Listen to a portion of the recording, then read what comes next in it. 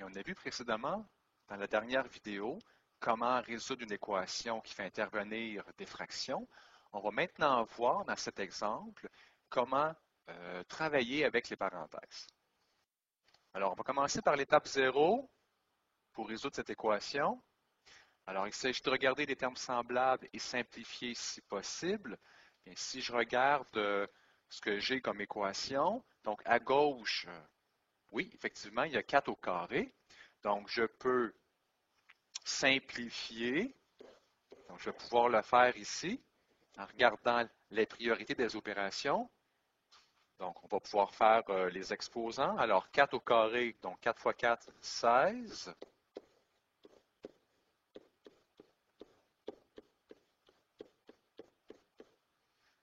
Donc, ça, c'est pour la simplification. Et je peux aussi regrouper les termes semblables. Donc, à droite, j'ai 4x moins x, ce sont des termes semblables. Alors, si je regroupe tout ça, ça m'en fait 3x. Donc, je vais réécrire tout ce que j'ai à gauche. Donc, on vient de terminer l'étape 0. Et on va passer à l'étape 1, qui consiste à défaire les parenthèses s'il y en a. Effectivement, il y en a une ici. Alors, pour défaire la parenthèse, donc je regarde ce que j'ai devant. Donc, j'ai un moins 2 qui multiplie la parenthèse. Donc, il y a une multiplication sous-entendue. Alors, si je prends le moins 2 et que je distribue le moins 2 à l'intérieur sur tous les termes à l'intérieur, j'obtiens, donc moins 2 fois 3, ça donne moins 6. Moins 2 fois moins 1, ça donne plus 2. Je recopie mon x. Tout ça, c'est égal à 3x.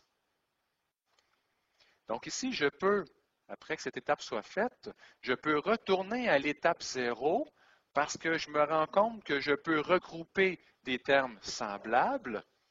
Ici, j'ai 16 moins 6, ce sont des termes semblables. Comme je vous ai mentionné dans une vidéo précédente, on peut toujours retourner à l'étape 0 si on peut. Ici, on le peut. Alors, 16 moins 6, ça fait 10. Donc, je vais regrouper tout le reste. Étape 1, en fait, est terminée parce qu'il n'y a plus de parenthèse. On va pouvoir passer à l'étape 2. Il s'agit d'isoler la variable par les opérations inverses. Donc, il y a des x de chaque côté. Alors, je vais choisir le côté où je veux avoir mes variables. Donc, supposons que je choisis de mettre mes variables à droite. Donc, je peux choisir le côté que je veux, mais ici, je vais me faciliter la vie si je mets ça à droite. Donc, mes variables à droite et mes termes constants à gauche.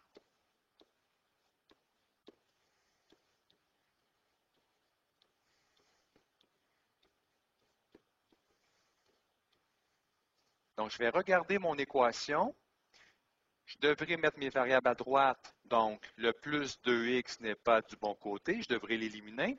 Et le 10 est un terme constant, il est du bon côté, donc je vais le laisser là. Je devrais éliminer le plus 2x en faisant l'opération inverse. L'inverse d'un plus, c'est un moins. Alors, si je fais moins 2x d'un côté, pour annuler tout ça, je devrais faire moins 2x de l'autre. Alors, 3x moins 2x, ça nous fait un seul x, qui vaut combien? Bien, il me reste 10 à gauche. Donc ici, x vaut 10, qui est mon résultat. Bien, il ne me reste qu'à faire ma vérification. Donc, on a trouvé que x égale 10. Alors, je vais remplacer x par 10 dans mon équation. Alors, ça donne 4 au carré moins 2 parenthèse 3 moins 10, parce que x, on a dit que ça valait 10, égale à 4 fois x. On sait que x vaut 10, moins x qui vaut également 10. À chaque fois que je rencontre x, ça doit toujours donner la même valeur. Donc, dans ce cas-ci, c'est x égale 10. Alors, si je calcule tout ça, alors je vais vérifier si c'est égal. Alors, je sais que ma priorité, c'est ma parenthèse. Alors, 3 moins 10, ça donne moins 7. J'ai un fois moins 2 devant. 4 au carré, on sait que ça donne 16, égale 4 fois 10, 40, moins 10. Alors, je continue. Ma multiplication ici est prioritaire. Donc, un moins multiplié par un moins, ça donne un plus. 2 fois 7, ça donne 14. Donc, 16 plus 14. Est-ce que c'est égal à 40 moins 10? Donc, maintenant, il ne me reste qu'à additionner ce que j'ai à gauche. 16 plus 14, ça donne 30. Et 40 moins 10, ça donne bien 30. Alors, comme c'est égal de chaque côté, ma solution, c'est bien x égale 10.